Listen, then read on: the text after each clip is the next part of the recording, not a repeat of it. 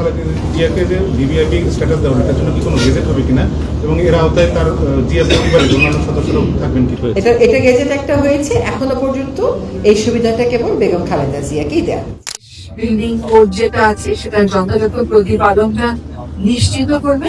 এটা সমগ্র বাংলাদেশে প্রযোজ্য হবে। এই যে আমরা ভূমিকম্পের একটা আশঙ্কার মধ্যে পড়েছি, এই কমিটি ওই আশঙ্কাকেও মোকাবেলার জন্য কি করতে হয় সেটা করবে। এবং এই যে কমিশনটা হয়েছে, অথরিটিটা হয়েছে, এই অথরিটি আসলে পেশাজীবীদের সমন্বয় এবং সরকারি চাকরিজীবীদের সমন্বয়। 25 বছরের অভিজ্ঞতা আছে এমন স্থপতি, পরিকল্পনাবিদ, প্রকৌশলীদের সমন্বয়ে গঠিত হবে।